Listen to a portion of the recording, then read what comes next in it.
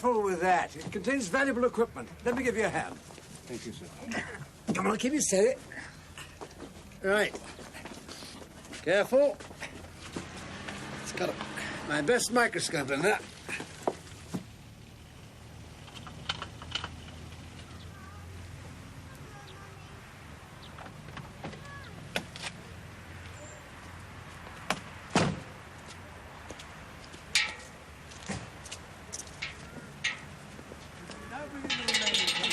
Laboratory. No, never mind. That goes in the main bedroom. Professor Harvey? Yes? Susan Bartlett. We spoke on the phone. Oh, yes. And look, on a second thoughts, put that in the guest bedroom, would you? I'm sorry. Let's go indoors.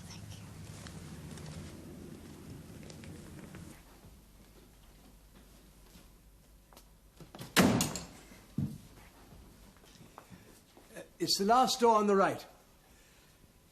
I'd quite forgotten what a painful process it is, moving house. I could come back at some other time. No, of course not. I wouldn't dream of it. Please, come in. Thank you. Everything should have been clear by now. That removal van was late, and well, do sit down. I'll get a chair. No, it's quite all right, really. Well, at least we can be warm. Now, I understand that you have some experience of medical research. Yes, though not really in your kind of work, Professor. Well, I assume since you answered my advertisement. I was a medical secretary at one time. More recently, I've worked for an agency which provides technical secretarial help. Well, I'm afraid the task I had in mind does require some specialised knowledge. You see, I haven't got the time to do it myself. Well, I've been involved in several medical and scientific research projects. Such as? Well, just taking the notes, typing them up and keeping the files. I'm afraid the job really is only for a limited period. It wouldn't be a permanent one. No, I appreciate that. Would you give me a trial? I would like the chance to try. I'm sure I could do it. Are you? Yes. Why? Well, I've always enjoyed the Professor! research projects. Yes, what is it? Professor! Excuse me. Oh, there you are, sir. Yeah. Anywhere special for this? Yes, in there, if you please. The lady would appreciate it. Ask her to sit down. Very good, sir. Oh, excuse me, miss. The professor said this is for you. All right there? Thank you.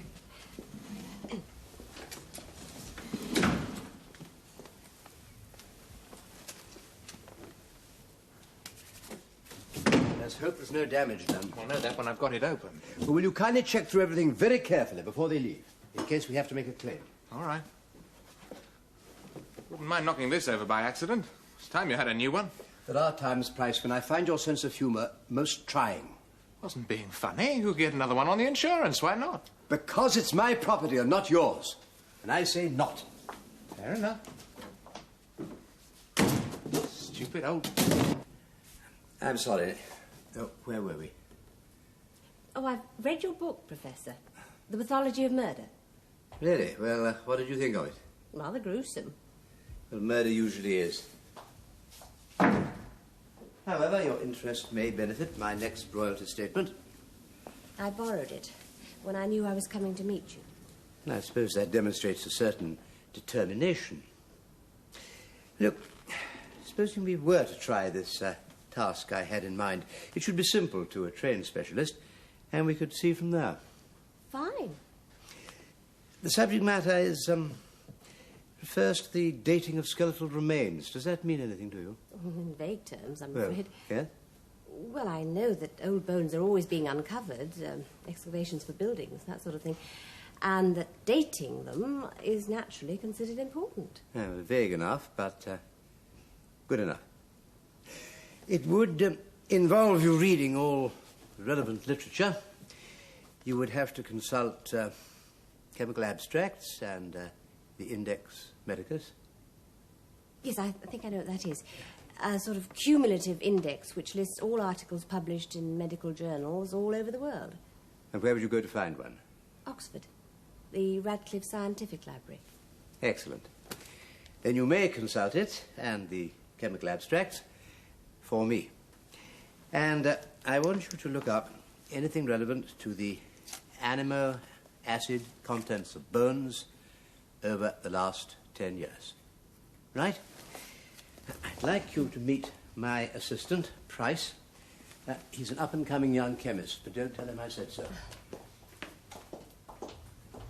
This is, or rather will be, my laboratory. And this is Mr. Price, Miss Susan Bartlett, who is also assisting me. All right. How do you do? Isn't that thing connected up yet? No. Excuse me.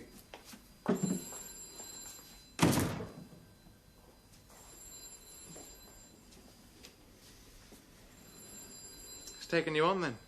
Yes. At least he's giving me a trial. I'm not surprised. Howdy. Worsley. Oh, Colin, my dear fellow, how are you? Oh, yes. I've sold my place in Warwickshire. Well, I'm moving in just at this moment, as a matter of fact. What's that? Oh, the Durban case. Yes, it was offered to me. Yes, I've taken it on. Mrs. Bartlett, is it? Miss... You wore rings at one time, though. Yes. Divorced? Widowed? Divorced. Long? Why? You don't like talking about it? At the moment, no. If you don't mind. I don't mind. Got to work together, that's all. Of course, Colin, I'd be delighted to see you. No, that goes in the dining room. Very good, sir. I'm very sorry. What, the day after tomorrow? Yeah, well, in that case, I'll have to give you directions. Oh, you're coming by train. Well, I'll meet you then. Goodbye.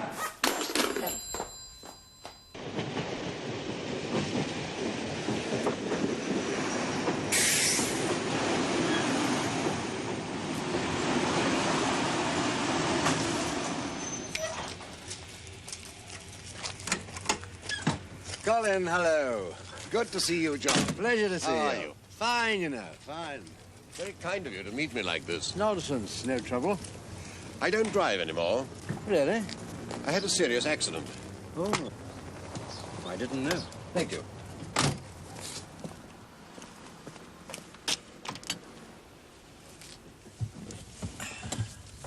The other man was entirely to blame, but somehow I couldn't face driving again after that. Yes. Well, it can have that effect.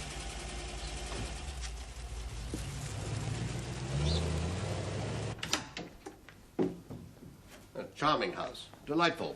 Oh, things will look better when everything's cleared up. Sit down. Thank you. Drink. I made sure that necessary objects were unpacked. Please, whiskey. Good. I'll join you. What are you doing with yourself, John? Well, I needed a complete change. And so I've arranged my commitments to give myself elbow room. Water or soda. Water, please. And have freedom to pursue work in which I'm really interested. Thank you. The very best. Good luck. Nice to be able to pick and choose. Oh, well, I still have to earn my living, you know. Now, I've accepted an appointment as consultant pathologist to the Inner London coroner. That should keep you busy. 2 or 3 days a week, perhaps. And now you're a professor of forensic medicine. Yes, the drive into Oxford isn't far from here. Mm-hmm. And you still happy in your work? Oh, just a humble hospital pathologist, John. That's my limit. Oh, well. You're working in the county you love, part of the community, and you've your home and your family. Yes, my children are all grown up now, but they come and stay whenever they can. I hope you won't mind my saying how sorry I was to hear about your wife. Yes, I appreciated your letter. It was very kind. Well, I expect you've guessed why I wanted to talk to you, apart from the pleasure of seeing you again. Yes, tell me, how did you come to be involved in a murder case? Well... my assistant will answer that. Who? Oh, wait a minute, I'll ask him. Who is it? Dr. Varney? Yes, I know about that. Dr. Varney? You know the facts of the case, of course. I'd like to hear your own account. Now, the cottage was on fire, and the only person in the house was a Mrs. Durban. Yes. A passerby called the fire brigade. They found Mrs. Durban in the bedroom. She was dead. They thought the fire had originated in the bedroom. Well, the body was brought into the hospital, and I carried out a post-mortem the next day. I thought it would be just routine, but of course... It wasn't. No. Mrs. Durban was dead before the fire started. She was strangled, although there was no external signs of this due to severe burns. Yes. Yes. Right, I'll tell him. Goodbye, Dr. Varney. Who's in with him? An old medical friend from his student days. Well, I won't disturb him now. What have you got? Photocopies of 10 articles on the amino acid content of bones. Let's have a look. Well, shouldn't Professor Hardy see them first? I might advise you not to show him. Depends what you brought.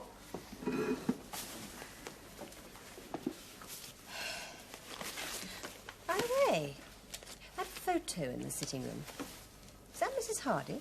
Was. She was killed in some sort of shotgun accident. Oh, how awful. Always before my time. Apparently they thought she'd pull through, but she just collapsed and died. He's an obstinate old devil, the prof. Should have moved years before now, but no. He was going to stick it out. Well, it takes time to get over something like that. She's dead, end of story, forget it. Okay, you can show him. Thank you. You'll get your brownie badge for that. 10 out of 10. Durbin was convicted of murder. The evidence purely circumstantial. Yes, as you can see from the transcript of the trial, Durbin gave himself an alibi that couldn't be substantiated. He was on bad terms with his wife. There was another woman. There is no doubt in my mind that Durbin strangled his wife, then set fire to the bedroom, thinking that the body would be destroyed, then went off to try to establish an alibi. My findings, of course, were crucial to the case. But I can't help wondering why there was no defense post-mortem. Grave omission, in my opinion. Then, Sir Roger Barnaby was leading counsel for defence, and Roger rather fancies himself as a great advocate. He considers himself above, technical evidence from the likes of you and me. Ah, I see. Has he changed his views since the trial? I very much doubt it. And as you know, he conducted the first appeal, grounds of misdirection of the jury, and that was dismissed. But I understand since then he has been offered a very lengthy and lucrative fraud case. So he's handed over the Durbin brief to a more up-to-date colleague who thinks that there should be an exhumation and a second post-mortem before the second appeal. Which you're going to perform? Yes. The appeal's on the grounds of new evidence? Yes. Some friend of Durbin's has come forward to substantiate his alibi? That is so. Another drink. Thank you. I find it very odd that a new witness should come forward after all this time. There is a Dr. Varney, a psychiatrist practicing in Bristol, and he will say that Mrs. Durbin consulted him, and he thinks that she had suicidal tendencies. Then there's a neighbour who swears that she threatened to commit suicide. Well, I'll be interviewing them both, of course, in due course. Suicide seems a remarkably unlikely possibility to me in the light of my post-mortem. Mrs. Durbin was strangled, John. There's no way round that. Well, what counsel chooses to make of the evidence is their business. My job is simply to attend the exhumation and conduct the PM. It's such a straightforward case, I'm surprised you took it on at all. Well, it's not really. Not the sort of thing I do by preference, but about the time the offer was made, I just learnt what the cost of new carpets and new curtains was going to be, so... So, we shall appear in court on opposing sides. Just two old friends giving our respective opinions. Yes, well, please remember that forensic work is not my field. I only became involved by accident, so don't try to tear me to shreds, will you? I shall simply study the evidence and draw my own conclusions. Oh, I'm right, John. There's no possible shadow of doubt about that. But I'm a hospital pathologist, not a forensic pathologist. I have no standing compared with a man like you. I don't mind admitting I was a bit shaken when I heard that the defense had approached you. I found giving evidence at the trial a great ordeal. But at least nobody there was trying to prove me wrong. I shan't be setting out to prove anything, least of all that you're wrong. I shall simply be conducting a post-mortem, as you did, and assessing the facts, as you did. There's really no contest, you know. It's good to hear you say that, but I knew you would. I don't know whether you'd be interested in studying my findings. Indeed, I would. Yes, I must go. I have to get to London to see the DPP solicitor, Mr. Farnham. Oh, I know Farnham. Well, I'll run you to the station. Oh, thank you. Well, we could go over my report just before you do your post-mortem, if you like. Well, if you'd spare the time, that'd be most helpful. Professor, Dr. Varney rang. I said I'd ring him straight back. If he can't see you in Bristol tomorrow, he's got to be in London. As he's passing here, would it be all right if he called in to see you? That's very kind of him. That'd be excellent. Do thank him for me. I was going to take Dr. Worsley to the station. Right. Nothing to worry about that I can see, Doctor. You did a perfectly straightforward post-mortem. Well, I must say I've just left Professor Hardy, and he rather implied that he didn't expect to differ from me. Well, there you are. But Hardy's a skillful witness, and defence counsel's bound to lead him and try to cast doubts on my findings. You can't make bricks without straw. Anyway, to be honest with you, we're not much concerned with the medical evidence this time round. Yes, I hear there's a new witness come forward. Yes, they've dug up this weird character to try and confirm Durbin's alibi. At the same time, they're trying to confuse the issue with talk of suicidal intentions from this psychiatrist, Dr. Varney, and the neighbour, what's her name, Mrs. Lawson. I can't see what they hope to gain from that. Mrs. Durbin was strangled beyond any shadow of doubt. This new evidence, I'm surprised they're getting into court with it at all. Still, ours not to reason why. We're not too concerned, and you shouldn't be either. I don't quite understand why you were not available to give evidence at the trial, Dr. Varney. I went to America 2 weeks before she died. I was there for over a year taking part in a research project. I didn't even know she was dead until I got back. Would I be right in assuming that she was not referred to you under the National Health Machinery? Otherwise, surely there would have been some report of the visits, and the defence could have brought up her state of mind before. Mrs. Durbin consulted me privately. She had money of her own, as you may know. An inheritance, I remember. £20,000 from an uncle 2 years before she died. Yes, the prosecution made a good point of that. Well, poor Mrs. Durbin certainly thought her husband was after it. Do you have reservations about that? Durbin was having business difficulties. Small grocer in the next village, I think. Yeah. And like so many other small shopkeepers these days, not doing very well. However, Mrs. Durbin put his problems down to his spending habits. He bought popularity, she said. At the pubs, I suppose. This is her version, not mine. Oh, naturally. Miss Durbin wanted to use her money to buy a new house. She refused. He wants it for his fancy woman, not me, she said. She knew about Durbin's lady friend, who was a younger person. Yes, quite. Well, that was her fear, Professor. The end of her marriage. Here. He doesn't love me anymore. He doesn't want me. He's never home. But there's no indication that she was ever afraid of him in the physical sense. I see. She had many grievances against her husband, but she makes no reference whatever to any violence, actual or threatened. And were those grievances justified, do you think? My concern is for the patient, Professor, not with making judgments. Yes, but now that she's dead, looking back, an opinion. She was an unhappy woman in a wretched situation. I expect she exaggerated quite a bit. She was wholly wrapped up in herself. She was menopausal. And you thought she had suicidal tendencies? She was a neurotic woman in a somewhat disturbed state. I thought she needed help. Which you were giving. As best I could, aye. Yes, but if you were in fear for her life... I wouldn't go that far. Fear, no. Fear's too strong a word. There was a question mark in my mind, perhaps. See, if there is a diagnosis of suicidal tendencies... Oh, that's a very serious matter, of course. And on the last occasion that Mrs. Durbin came to visit me, I advised her to go for treatment as an inpatient, either within the National Health Service or privately. She agreed to be treated privately. I made arrangements for her to enter a nursing home, and then I left for America. As far as I knew, she was being well cared for. But she never turned up at that nursing home. As I later found out, no. Doesn't that surprise you? One's grip on some patients is tenuous. There are those, and I think Mrs. Durbin was one of them, who regard a few visits to the psychiatrist as the equivalent of the laying on of hands. A few magic phrases will produce the miracle. Well, I don't have any magic phrases, and in my mind there are no miracles. Well, I really must be going. I've got a long drive ahead of me. Well, thank you very much. Most helpful. Pleasure. Tell me, when you were treating her, did you prescribe any drugs? Right, yeah. Thanks, Bob. Bye. Is he gone? Yes. Just been talking to a friend of mine who works in the psychiatric department of the infirmary.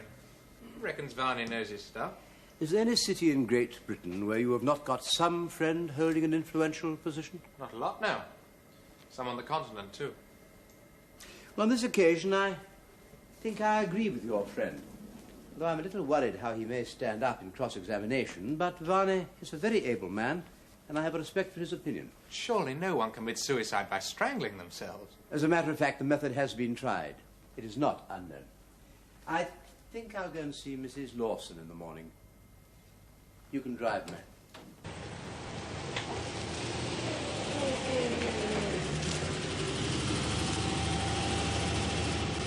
Well, this looks like it.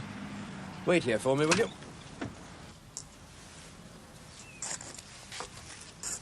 Mrs. Lawson, Yes? my name is Hardy. Professor Hardy. Oh, yes. I heard it from her own lips, that's how. But you didn't come forward at the trial. No one asked me. Besides, they said he'd killed her. Mr. Durbin. He'd made her suffer enough. Why shouldn't he have a taste? Oh, he was well liked by some people, by his friends at the local pub, maybe, when he was buying drinks all round. But they didn't think about his wife, did they?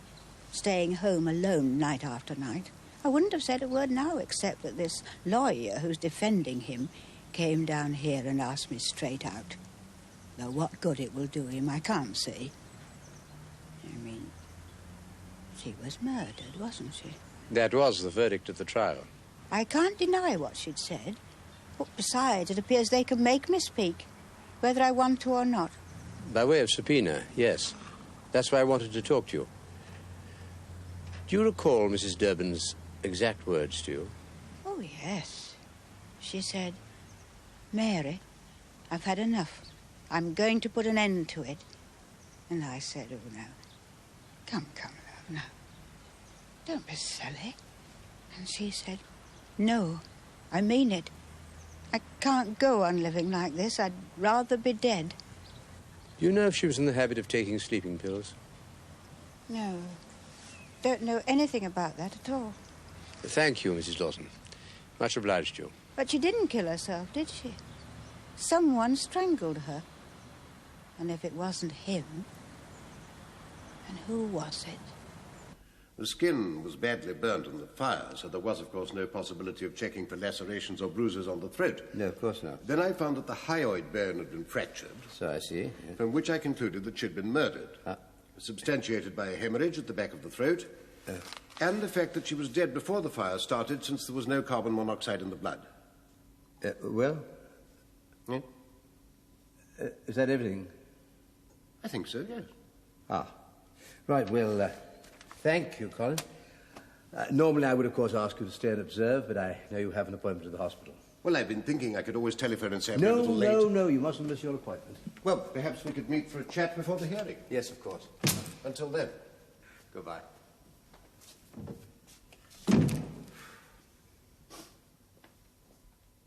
Hyoid bone fractured at junction of left greater cornea with the body.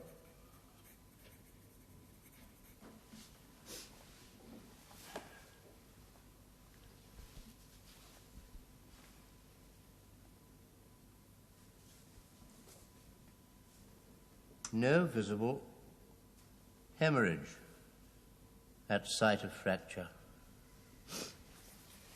Well, we'll take a blood sample and another section of lung tissue.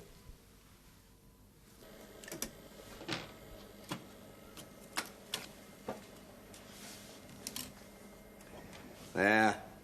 Have a look. On your own beautiful, glorious new machine. Well?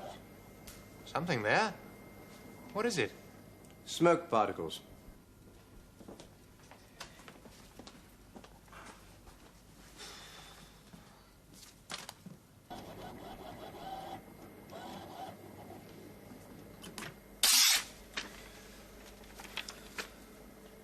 Five milligrams, 100 milliliters of blood.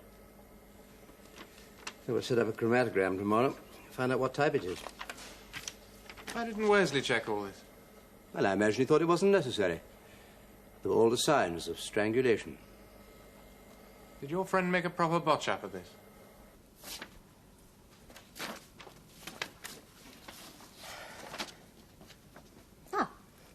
It's going to take some time to sort all these files out, I'm afraid. If you achieve it at all, it'll be a miracle. May I congratulate you, Miss Bartlett, on your work so far? Well, thank you. Just wondering if you might find time for another task. Now? Well, I just wanted to dictate a post-mortem report. Yes, of course. Thank you very much.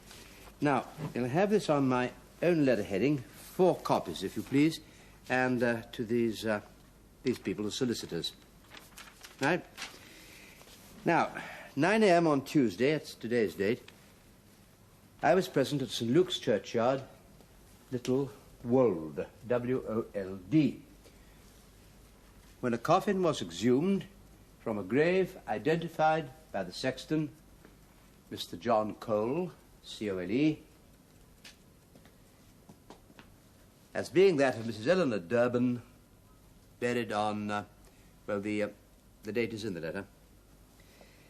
Also present were Mr. Samuel Grange, G-R-A-N-G-E, undertaker, who identified the coffin, and the plate as being of Mrs. Eleanor Durbin. Chief Inspector Hillary and Dr. Colin Worsley were also present. Now, the coffin was in good condition and was fairly dry. I'm afraid it is going to run to a few thousand words. It's quite all right, Professor. I can stay as long as you like. Oh, that is splendid. Right. Well, I took soil from above, below, and the sides of the coffin, which was then transported to the mortuary.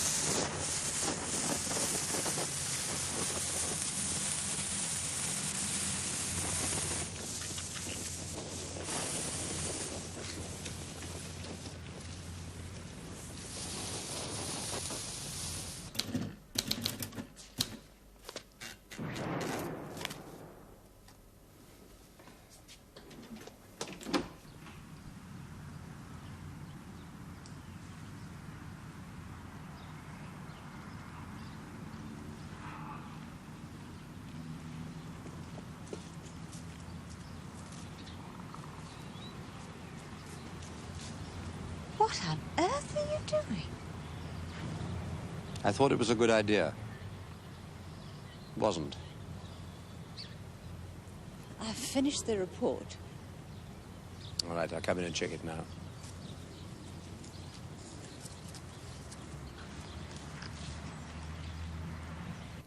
Fine.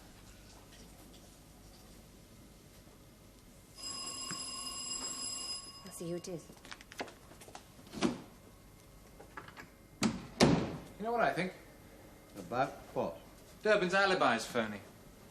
When he left that pub, he went home. He saw the cottage was on fire. He knew his wife was in it. So he took himself off for a couple of hours to make sure she was well and truly dead. Your guess, whether intelligent or not, has no relevance. Suppose I'm right for a minute. Well? Well, that's murder in my book. Just as much as if she'd been strangled twice over. It's Dr. Worsley, Professor. He'd like to see you, if possible. Oh, dear. All right, well, look, get the 2 top copies off straight away, registered. Right. Colin. Sorry to intrude like this. No, it's just I wasn't expecting visitors, as you can see. I had a conference at Guy's, and my son-in-law very kindly drove me down. He's an airline pilot, you know. He's on leave at the moment. Well, don't leave him sitting outside. Do ask him in. No. I can only stay a moment. I only decided to call on impulse, just to say hello. Will you have a drink, now that you're here? A quick one, thank you. How did your post-mortem go? Oh, like any other post-mortem. Nothing out of the way? Nothing I haven't come across before in the course of my career. Can I take it then we shan't be in conflict? I concurred with the observations you made. Your health. Then, presumably, you agreed with my conclusions. Colin, I can't give my findings to anyone, not even to you. You must know that. I think if you agreed with me, there would be no harm in saying so. My report is confidential to the defense representatives. At least you could give me some indication. We've known each other all our lives. After all, to me, it's a matter of some personal concern. As it is to Durbin. He's still in prison. She was dead. Strangled. Before the fire started. How? Are you implying you found something I missed? I'm sorry, Colin. Of course. I shouldn't have asked you. I apologize. I must go. Thank you for the drink. Look, let me see you out. Please don't trouble. We shall meet in court. Colin, may I make a suggestion? Please do. Go over your report very carefully. Read all the relevant literature, in particular Brown-John's Physics of Combustion. I see. Thank you.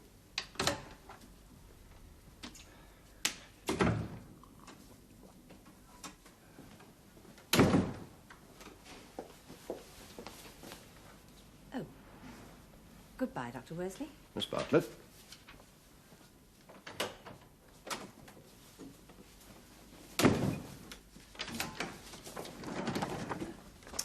Can I help? Look, that Mexican article I gave you. Who is there? Well, I told you that I only read Spanish with difficulty. Do you read Spanish? No. Well, then you'll have to get it translated properly, won't you? I told you, Professor. It's reprinted in Munich. Oh, did you? There we are. I'm sorry. Thank you. Tell me, is it like an ordinary court hearing? A second appeal? What? Oh, that, no. Well, no, it's not the real appeal. It's a judge sitting rather like a magistrate, and he just has to decide whether there's a prima facie case for a new appeal. Well, I'm very interested. Could I be there? At least when you're giving your evidence. I don't see why not.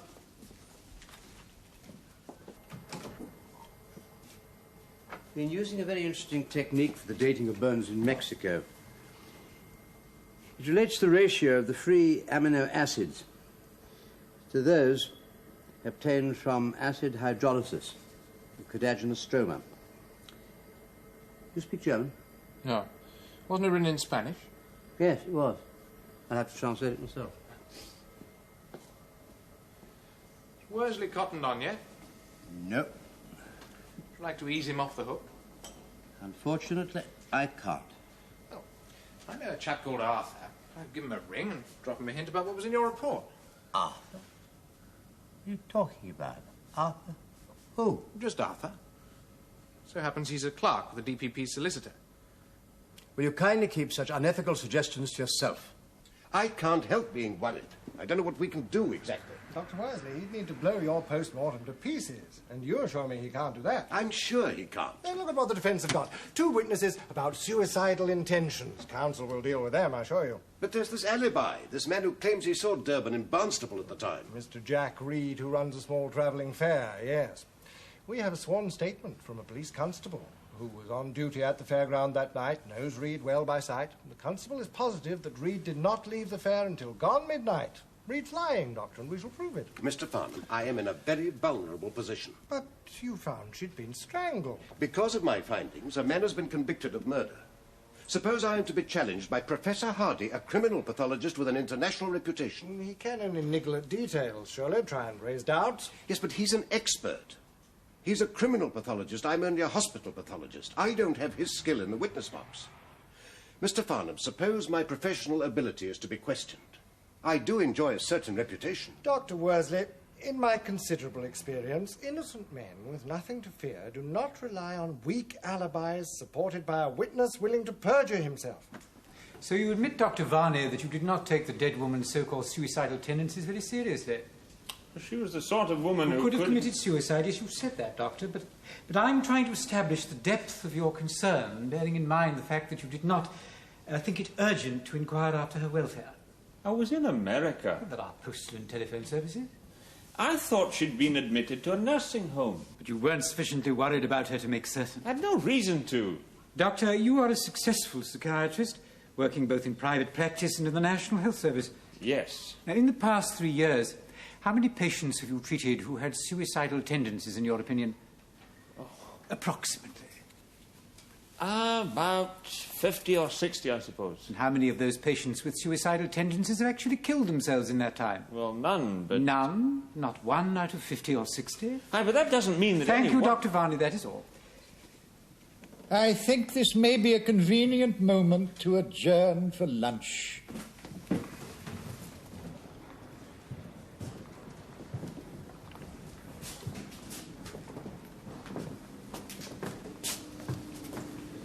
Judge is fed up. I don't blame him. The alibi's killed stone dead. And this talk of suicide leaves him cold after your evidence. Pathetic. Still, the defence asked for it. Oh, Dr. Worsley. Yes? Professor Hardy will be called after lunch. Now, I'd like you to sit just behind me so you can give me your comments as he goes through his report. I swear that the evidence I shall give shall be the truth, the whole truth, and nothing but the truth. Your full name is John Hardy. It is. You are a registered medical practitioner? I am. And consultant forensic pathologist? I am. Would you tell his lordship and the court what qualifications and appointments you hold? I'm a doctor of medicine, a bachelor of science, a fellow of the Royal College of Pathologists, a doctor of philosophy. I hold diplomas in medical jurisprudence and in clinical pathology. And your appointments? I'm professor of forensic medicine at Oxford, and I'm consultant pathologist to the Inner London coroner. Now then, Professor Hardy, were you present at the exhumation of Mrs. Eleanor Durbin on the 14th of this month, and did you subsequently perform a second post-mortem on the remains? I did. I couldn't find a place to park the car.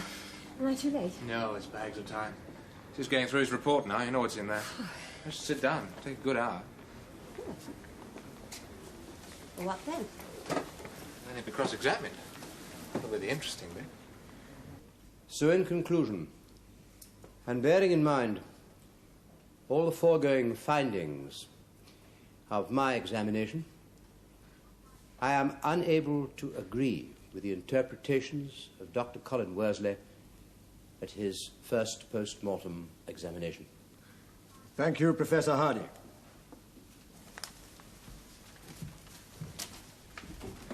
Professor Hardy. One moment, please, Mr. Larner. My lad.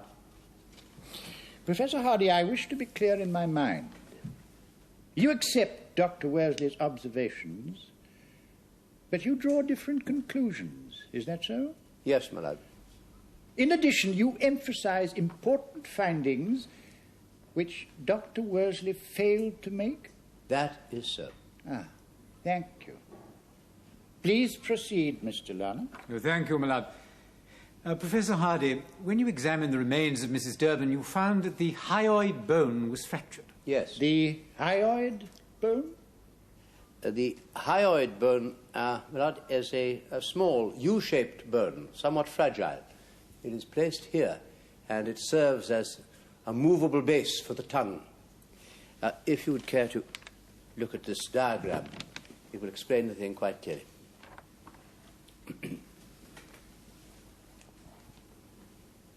But you do not regard the fracture of that in itself as proof of murder? Not necessarily, no. But is it not the classical sign of strangulation? No, I would expect to see antemortem bleeding at the site of fracture before laying any significance upon a broken hyoid. I could find no traces of such bleeding. So both you and Dr. Worsley found a hemorrhage at the back of the throat. Now, does that not show that Mrs. Durbin was strangled, the hyoid bone fractured, as a result of which internal bleeding occurred? No. The occurrence to which you refer is a common post-mortem artifact. It may be common to you, Professor Hardy, but we are laymen in these matters. I'm sorry, my lord.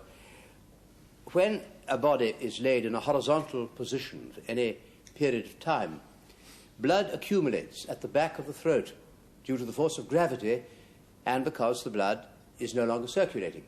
I see. This was demonstrated some years ago by South African pathologists. Thank you. And if you would be so good as to glance at the diagram again, you will see that post-mortem accumulation of blood cannot be confused with ante-mortem bleeding at the point of fracture. Professor Hardy, for all your endeavours to cast doubts on Dr. Worsley's findings, we cannot get away from the fact that the hyoid bone was fractured, can we? Oh, certainly not. Now, you say that Mrs. Durbin was not strangled. I say there is insufficient evidence to draw that conclusion. In which event we must account for the hyoid bone being broken, mustn't we?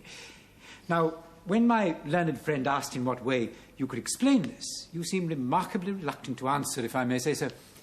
I am never anxious to hazard guesses in answer to questions. Now, when pressed by my learned friend, you said it was possible for a pathologist himself to fracture the bone in the course of his work. You now describe that reply as a mere guess. Yes. But a guess founded on previous experience, Professor. Have you come across similar circumstances before? I have, my lord. So it is your opinion that it could be that Dr. Worsley accidentally, without realizing it, broke the hyoid bone himself during the first post-mortem? It is conceivable, my lord, but no one can know for certain. Ah. And so, Professor Hardy, either Mrs. Durbin was strangled, or an experienced and able pathologist like Dr. Worsley made a gross error. And you prefer the latter explanation? In my opinion, Mrs. Durbin was not strangled. As for the post-mortem, I can give no opinion, since I was not present. Now, in your evidence, you lay great emphasis on the particles of smoke which you found. Yes, they were taken from a deep section of the lung, and they prove that life was not extinct when the fire was burning. And yet, like Dr. Worsley, you found no carbon monoxide in the blood. But surely anyone still breathing during a fire would inhale carbon monoxide, would they not? A fire can take many forms. It can produce smoke before producing carbon monoxide. Mrs. Durbin inhaled smoke and evidently died before there was an appreciable amount of carbon monoxide in the air. I have come across this on many occasions before. Yes, well, I take your word for it. So she was unconscious, left for dead by her attacker, and lived just long enough to breathe in some smoke. There is no evidence of there being an attacker. But when I tested Mrs. Durbin's blood for the presence of drugs, I found that she had ingested a lethal dose of barbiturates in the form of sodium amytal, 5 milligrams per 100 millilitres of blood, far in excess of the therapeutic dose which had been prescribed by her doctor and for which her chemist was giving her regularly capsules. And yes, the presence of drugs was not brought out before. I suppose you were entitled to make such play with your discovery. Well, it does suggest a possible explanation for Mrs. Durbin's death. That did not come forward in evidence of the trial. Indeed, an alternative explanation, which it is no doubt the duty of the defence to find if they can. But I put it to you, Professor, that nothing you say necessarily invalidates the original post-mortem findings of Dr. Worsley. He believed that Mrs. Durbin was strangled. You doubt that? I doubt it, because there is insufficient evidence to justify such a belief. According to you, Professor, not according to Dr. Worsley. Experts rarely agree, as I'm sure you know, my lad. Now, despite the additional factors which were brought to our attention and the reservations which you have expressed, Mrs. Durbin could have been strangled. Would you admit that? She could, but I see no reason to assume that she was. Because of the presence of a fatal dose of barbiturates? Partly. But you weren't in that cottage, Professor. You don't know what happened. I mean, Mrs. Durbin could have taken sleeping tablets and then Durbin strangled her. Or he could have given her drugs first in order to make it easier to kill her. All kinds of things could have happened. It is not my job to fabricate hypotheses. But such hypotheses would be consistent with your post-mortem findings. That is so, isn't it? Nothing is impossible. Thank you, Professor. But I feel bound... That is all, Professor. My lad, I had not completed my answer to learned counsel's question. The court would prefer to hear your full reply, Professor. But I feel bound to add, my lad, that learned counsel's hypotheses strain credulity to the utmost limit. There is no evidence that Mrs. Durbin suffered violence of any kind, but there is overwhelming evidence that she died from an overdose, self-administered, of drugs. Professor Hardy, it is true that experts often disagree, each honestly holding his own opinion. However, on this occasion, a man has been tried and sentenced for murder and has already served a period of imprisonment. But you with all the authority of your great experience and reputation, now suggest that no murder took place at all.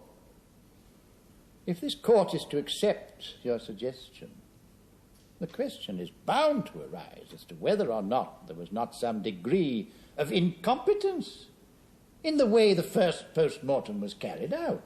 Lad, I would not wish to imply any criticism of Dr. Worsley whatever, but I would like to say that I think it a very great pity that the defence did not carry out their own post-mortem in the first instance. The findings would then have come forward in evidence at the trial, and all this could have been avoided.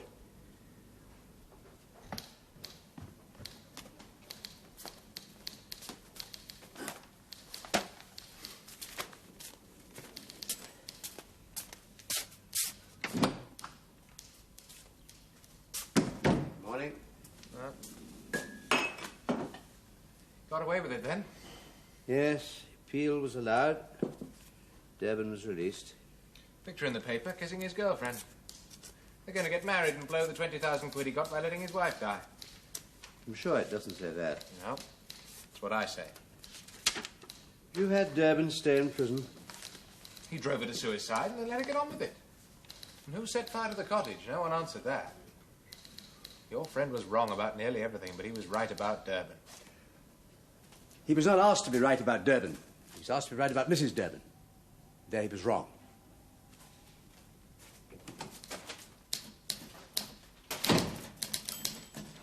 Morning, Susan.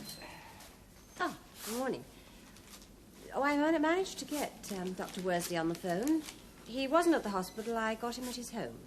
Why didn't you tell me? He said he didn't want to speak to you, Professor.